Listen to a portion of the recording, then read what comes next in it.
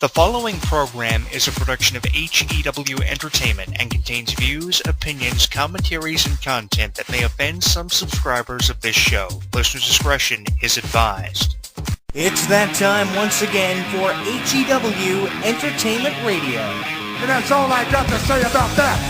Hosted by Jonathan Clarke. The beat! The man! You gotta beat the man! Woo! Be sure to join us in the live chat room during the show. Hulkamania is running wild like it's never ran before.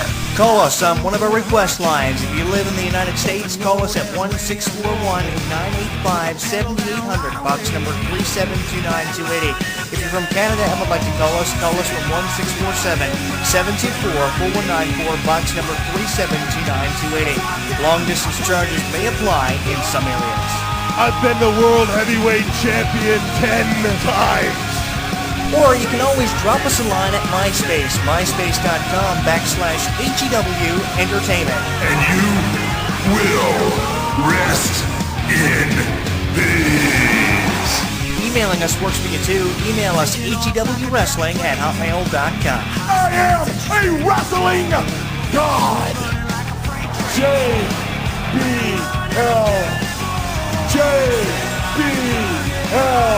And now, without any further ado, here is your host of HEW Entertainment Radio on the official website of HEW Entertainment, Jonathan Clarke.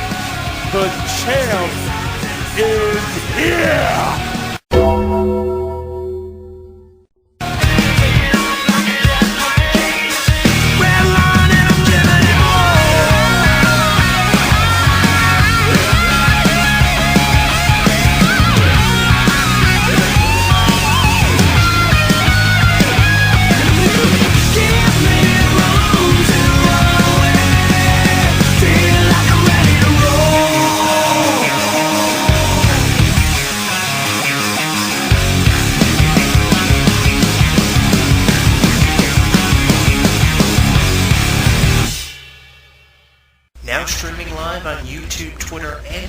Streaming live on YouTube, Twitter, and Facebook. HEW Entertainment Radio is inviting you to comment on our video blogs, join the conversation, and like us. So what are you waiting for? Log on and listen now.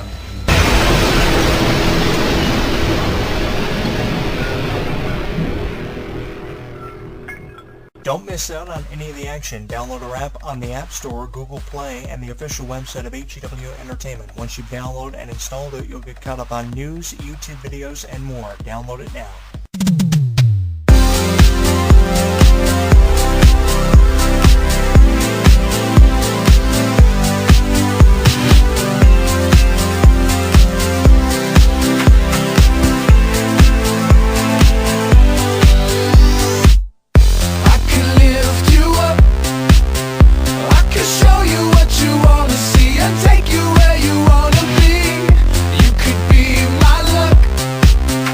Even if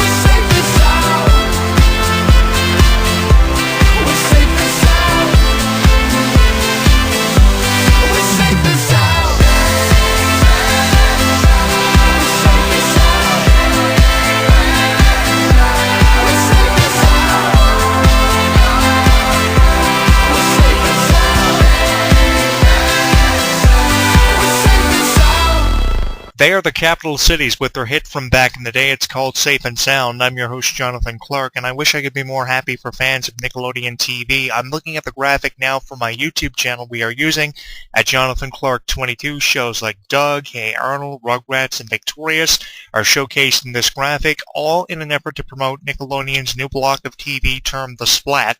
That's what they're calling this, throwing us back to the 90s and sometimes the early thousands with shows like iCarly and Victorious called Nickelodeon's heyday. They're trying to boost their ratings and their morale after Disney's had so much creativity put out from them over the last number of years. Ever since 2013, when Disney seemed to be going through a dry period, they turned a corner, and now Nickelodeon are noticing this and trying desperately to scratch their way back to the top, which they once were at when Disney was going through this dry spell. After Disney started putting out stars like Dove Cameron, Olivia Holt, and Sabrina Carpenter, it seemed like Nickelodeon became desperate, and this is nothing more than an act of desperation in my opinion, and I think I can get away with saying this about Nickelodeon. Either they start putting out creatively with live-action shows, or they go home. Because right now I don't think Nickelodeon is in a position to be a direct competitor with a company like Disney, especially with so much energy and creativity coming from Disney Creative. With all these stars of the New Talent Initiative, we've got Dove Cameron, who's a torch carrier for Disney right now, Piper Curta, Ross Lynch, Laura Morano. So many incredible names on Disney right now, poster children if you would, of Disney making a name for themselves and the Disney Company on Disney Channel, both in the U.S. and Canada. Now with Canada having Disney for the first time ever exclusive to that country, really excited to see where we go with that. And I think Nickelodeon is getting very desperate. That's why they're bringing back all these shows. You would think that we'd be trying to create something worthwhile in the way of animation, but rather they are resorting to bringing back retro TV shows that made them popular about 20 years ago in 1992. Just to put this into perspective for you, that was when Rugrats premiered as a TV series in their first ever season. That was in 1992, over 23 years ago when Rugrats premiered. Around the same time they brought out Hey Arnold, and of course Rugrats and Hey Arnold were a part of a block of TV back in the 90s, and that's what they're trying to recreate. Throw us back to the 1990s and throwing in some shows from the mid-thousands like Victorious and iCarly, which no doubt were very popular.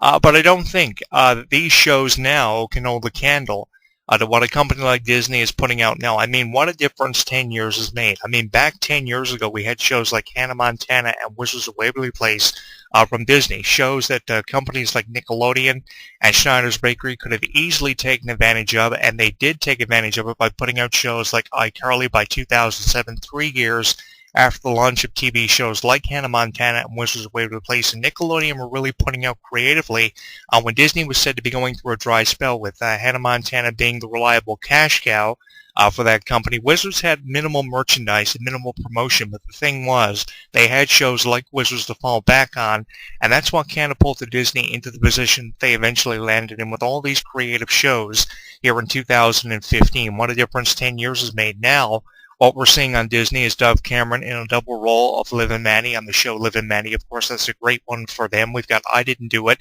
with so many incredible talents like Olivia Holt, who I'm really high on. Another show that I'm really excited for is Bunked now with Peyton List in her first ever featured role as the main actress on the show Bunked.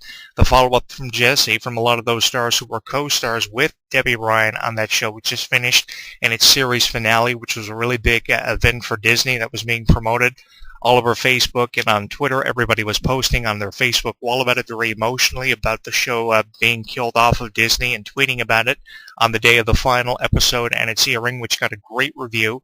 Still getting great reviews. People still talking about how emotional that one was. So much going on for Disney, and I am really high on a lot of shows. And a show that I probably should be still talking about a lot more is Girl Meets World. And coming up in 2016, as we approach the end of 2015, I'm going to be devoting more time to talking about stars like Rowan Blanchard and Sabrina Carpenter and what they've been doing for Girl Meets World over the last 2 years, because it just amazes me and blows my mind every single time I see shows like Girl Meets World and Dove Cameron's Liv and Maddie playing the double role. And that, to me, really exemplifies creativity. If Nickelodeon wants to be putting out creatively with their live shows, they have to kill off the ideas and the concepts, these inadequate concepts of shows like Thundermans. That's absolutely ridiculous. Henry Danger, which is another pathetic show. Bella and the Bulldogs. I mean, they're not really putting out creatively, and this is why we're seeing shows like Rugrats and Hey Arnold unfortunately having to be brought back.